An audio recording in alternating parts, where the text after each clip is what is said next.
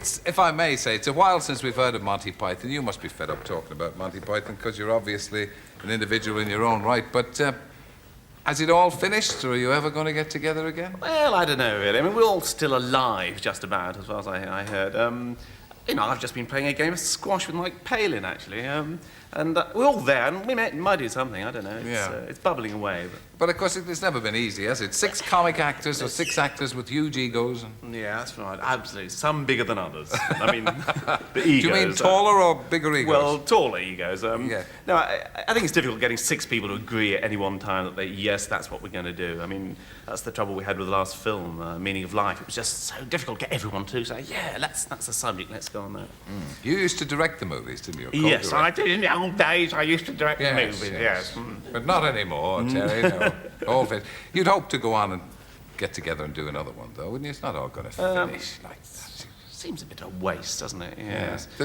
There's been a kind of recurring theme in the Python films that's medieval, I suppose, knights in armour and damsels in distress. Is that? I know you have an interest in the medievals. That got anything to do with you? Well, I suppose so. I mean, with the Monty Python, the Holy Grail, which was the first one we actually directed ourselves, originally, half the film was modern and half the film was medieval, in fact.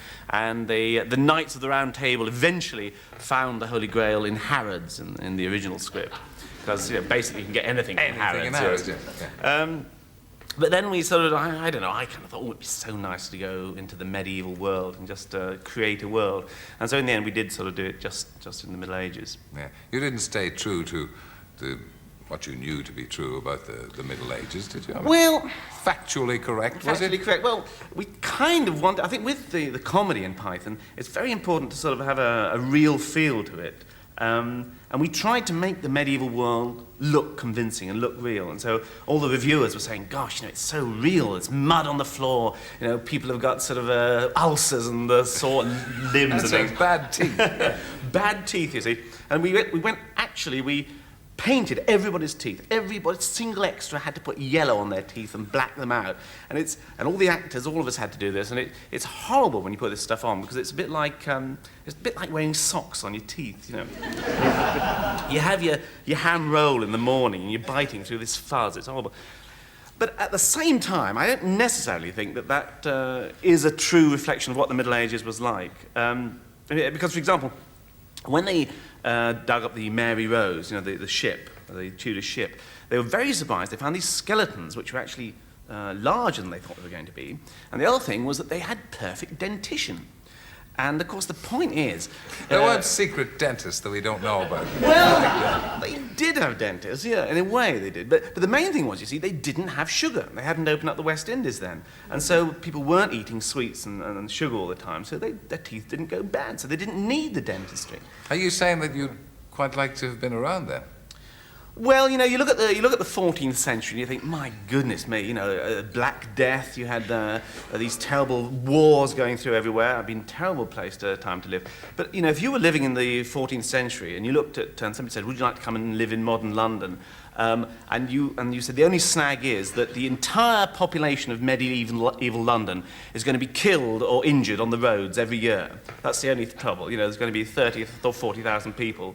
You'd think twice about living in this day and age. Well, that's true. That is true. But, I mean, the sanitation and all, you've grown used to loos and cleanliness. And, I mean, you have all your own teeth, I can see. But, I mean, it was a bit... Except for this one, that's somebody else. Yeah. You're bringing it in for somebody else. Yeah. It was a bit squalid, though, wasn't it? Well, I think it was probably less squalid than we imagine. I mean, obviously, it's not going to be all shiny plastic surfaces and things like that. But I think that people had to live, and they did have concepts of health.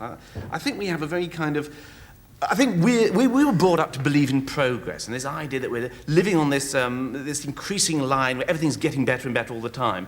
And I don't think things are, really. I mean, you just take something like medicine. You're a reactionary, aren't you, really? I am, yes, you're right, Terry, I am. Marching backwards, that's the way you want to go. Well, no, I think things sort of move around. I think what is important to find out what was good about the Middle Ages and about the past, and to learn from the past, and not to have not to live in this kind of cloud cuckoo land where we think everything is improving. And well, you're not all that keen on progress, are you?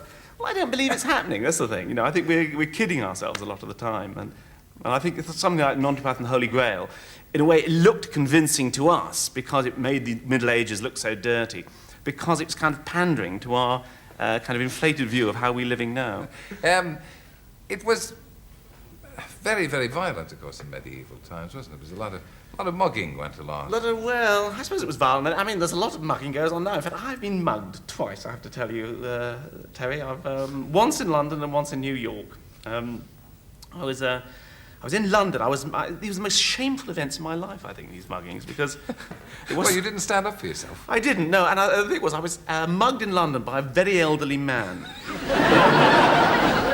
And he asked me the way to Charing Cross, and I said, it's down there. And he said, you bloody liar, and hit me with his umbrella, and sent me reeling across the road, and I landed up in the roadway. And I sort of picked myself up, and I looked around, and there was the old man already on the floor, and this man in a donkey jacket had leapt on him, was hitting his head on the floor and saying, you stupid old so-and-so.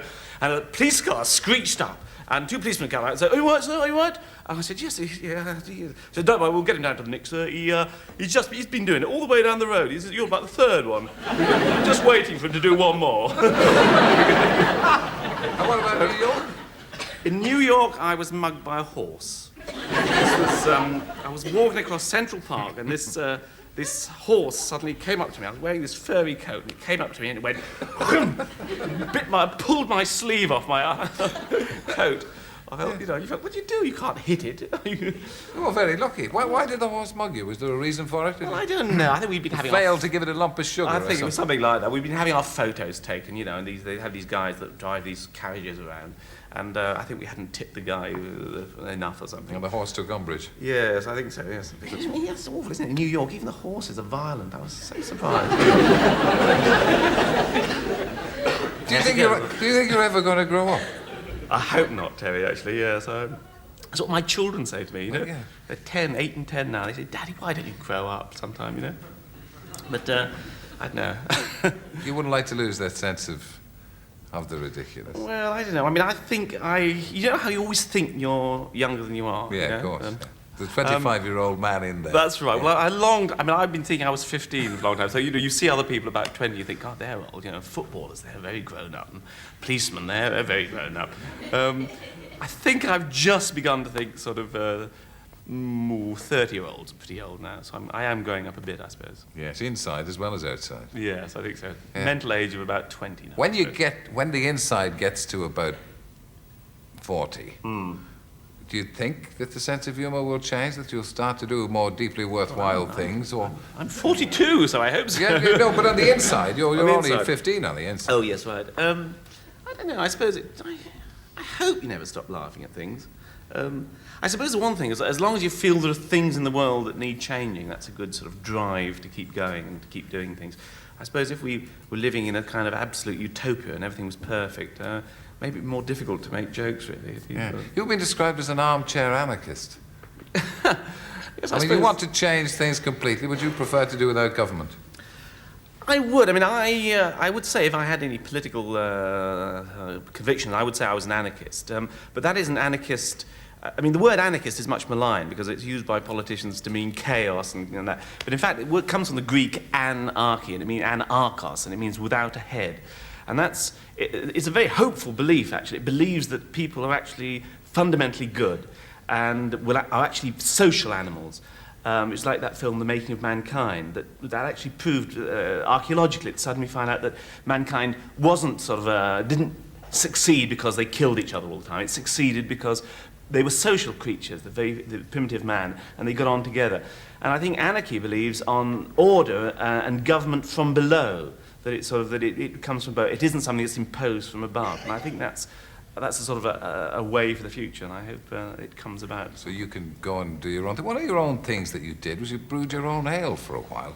Well, that's a sort of anarchist thing in a way, you see, because the whole But point... do you like real ale? Because I think it's revolting. Really? Oh, Yeah. well, Don't you prefer don't say that, Sorry, no. don't you prefer the keg stuff? No, you see, the keg stuff is kind of, it's a corpse that's been revived with sort of gas, whereas real ale is this living thing. It has a life cycle of its own, and it goes through this cycle, and it has to be looked after and cared for, it's I mean, that's why it's always different, and sometimes it's bad and sometimes it's good.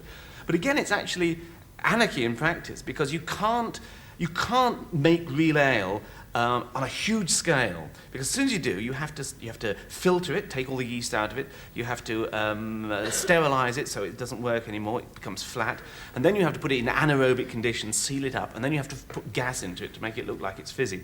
So you change the thing, whereas real beer can only be made on a small scale. So it's a kind of anarchic thing in a way there. But you're going to bore people to death with this real ale, aren't you? All this talk, it puts people off, doesn't it? If you're told something is I don't know what I'm drinking this for, actually. Yes, well, that will certainly poison your BBC water, but not even the bubbly stuff. When we started this series, we used to do the mineral stuff. Well, this is mineral, actually. It's very nice. But flat. Yes. Is it? Oh, Yeah.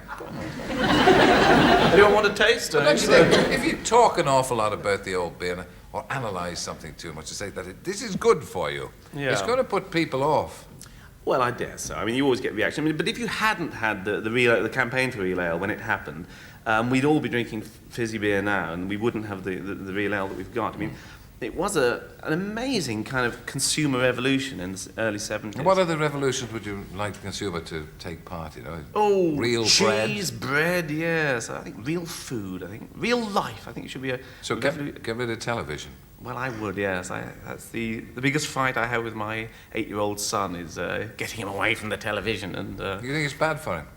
well, I think it's bad to sit and watch whatever comes next. I mean, I sit him down. He has to sit down with the newspaper in the morning and say exactly what programs he wants to look at, and then you can look at those. But he can't just. Hang on, you're an anarchist. Take it in. What? You're an anarchist. You're behaving like Hitler. This is true. Yes. This is true. My whole political argument is founded suddenly. Yes. Sorry about that. Terry Jones, thank you. We'll leave you for